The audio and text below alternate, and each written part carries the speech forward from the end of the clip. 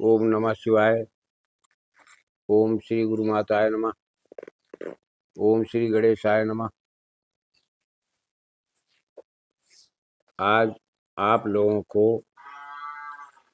जो भी तंत्र मंत्र में रुचि रखने वाले हैं, एक चीज पर विशेष आप लोग ध्यान रखें। हमारे दिए गए मंत्रों को एक बार मेहनत करके उसे अवश्य ट्रायल करो, लेकिन 1-2 दिन में कोई मंत्र सिद्ध नहीं होता, इस बात का ध्यान रखो। ऐसे मंत्रों की ऊर्जा विस्फोटित नहीं होती है। और जब तक, जैसे सिस्टम इसका समझ लो क्या होता है। क्या बच्चा जन्म लेता है तो क्या उसके अंदर कोई सामर्थ्य होती है? वो तो दूसरे के आश्रित रहता है। ठीक इसी तरह से मंत्र का पालन पोषण किया जाता है। जब से आप किसी नए मंत्र को लेंगे तो समझ लो कि तुम्हारे द्वारा उसकी शुरुआत हुई।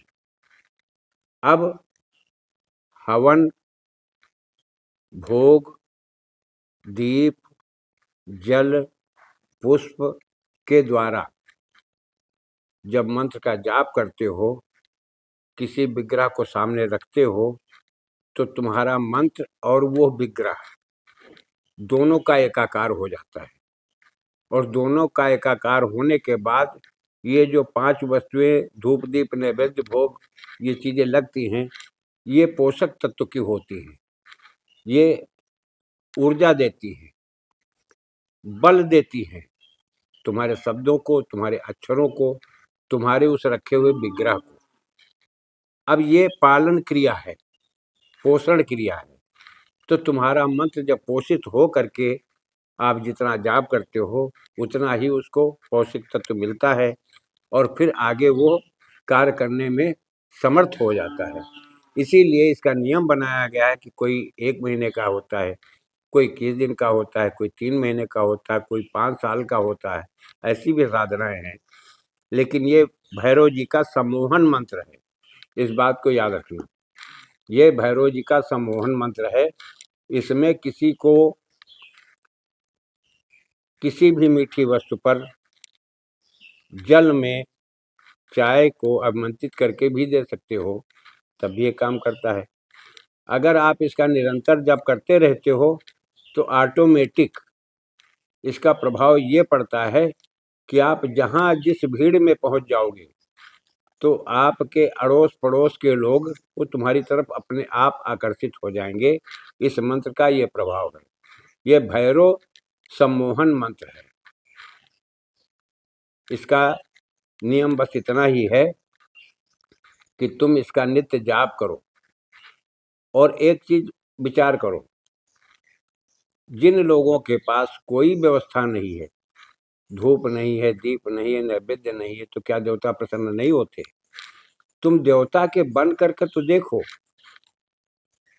मंत्र में एक देवता निहित होता है, उसकी बुलाने की, उसके नजदीक जाने की, उसकी सानिध्यता प्राप्त करने की अक्षर हमारे माध्यम है, जिसको हम मंत्र कहते हैं।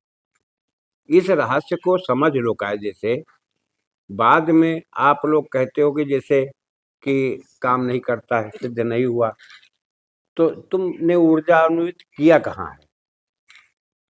मंत्र का जाप किया कहाँ है? उसको पावर कैसे मिल पाएगा? आप किताबों में देखिए, ग्रंथ भरे पड़े हैं, आगम के ग्रंथ भरे पड़े हैं। दूसरी चीज ये कि आगम के 6 भाग हैं, ये आसान नहीं होता है। अगर उस तंत्र मार्ग पर मैं बोलना शुरू करूं तो जो नवयुवा पीढ़ी के लोग हैं उनकी समझ में नहीं आएगा। और समझ में आएगा जो अध्यात्म से जुड़े हुए उन शास्त्रों का, उन आगम शास्त्रों का जो अध्ययन कर चुके हैं, उनकी समझ में आएगा।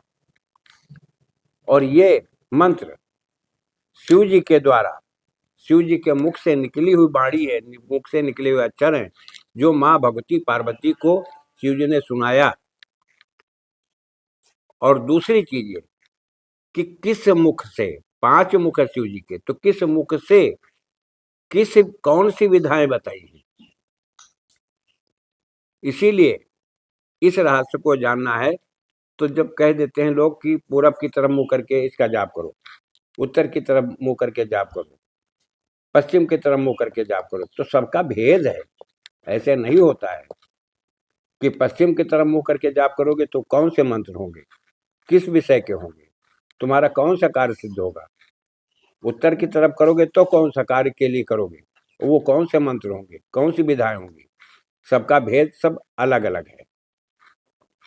इसलिए इन चीजों का आप लोग विशेष ध्यान रखते हुए मेरी बात पर थोड़ा सा गौर करें। और ये भैरव जी का सम्मोहन मंत्र है। मैं उन्हीं मंत्रों को आप लोगों के समक्ष प्रस्तुत करता हूँ, रखता हूँ कि जिससे आप लोग धोखा न खाएं। दूसरी चीज, हम एक बात समझ लो, पहले सच्चाई ये है कि अगर 1000 वीडियो मुझे बनाना है, 1000 मंत्र हैं फिर, और जब 1000 मंत्र हैं तो क्या सबको मैंने कर रखा है?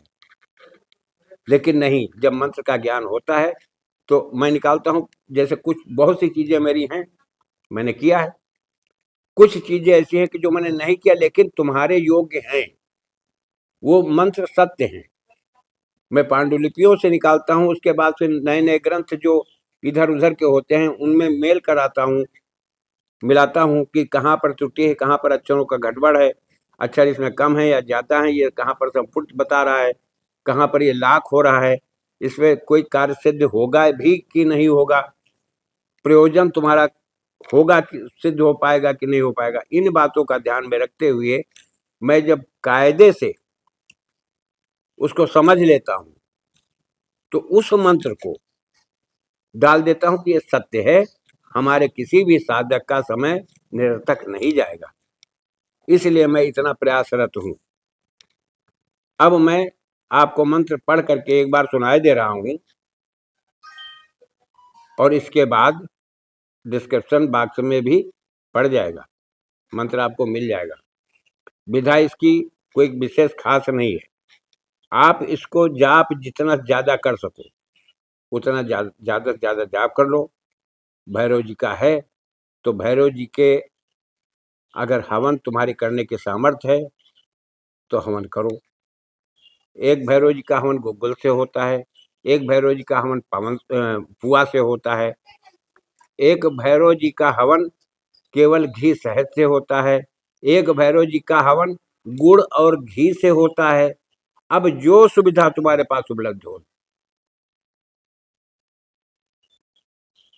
और जो उग्र होते हैं मंत्र उनमें उड़द के बड़े वैसे भी प्रिय हैं भैरव जी को, तो भोग में आप लगा सकते हो, इस मंत्र के द्वारा भोग में अर्पित कर सकते हो, लेकिन क्या है उसका हवन नहीं कर सकते हो। और कुछ मंत्र भैरव जी के ही इतने उग्र होते हैं जिसमें उड़द के बड़े से ही हवन किया जाता है। तो इन रहस्यों को जानो धीरे धीरे। अब मैं मंत्र आपको बता रहा हूं। ओम नमो आदेश गुरु को सम्मोहु भैरव मोहनी देश। ओम नमो आदेश गुरु को सम्मोहु भैरव मोहनी बेश। हाथ पास सिद्ध सिद्ध को आदेश। राजा मोह प्रजा मोह मोह ब्राह्मण बनिया। 4 फूट पृथ्वी मोह समीप सम्मोह भैरव जानिए। मेरी भक्त गुरु की शक्त फुरोमंत ईश्वर वाचा।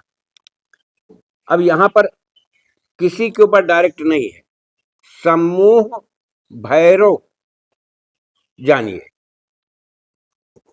देखिए सम्मोह का कई अर्थ होते हैं, नजदीक, आकर्षित करना, नजदीक होना, इस तरह से कई अर्थ निकलते हैं। तो ये मंत्र मैं तुम्हें डिस्क्रिप्शन में दे रहा हूं और आप इसका प्रयास करके हो सके तो आप इसको शनिवार के दिन पुष्य नक्षत्र पड़ जाए तो बहुत अच्छा है। वैसे शुक्रवार को भी आप शुरुआत ऐसे भी कर सकते हो और ये फलीभूत होगा, 100% फलीभूत होगा। तुम्हारा इसमें ना अहित है, ना समय तुम्हारा व्यर्थ जाएगा। आप इसको करके देखो। मैं इसी के साथ अपने शब्दों पर विराम लगाता हूँ। जय राष्ट्र, जय भारत, वंदे मातरम।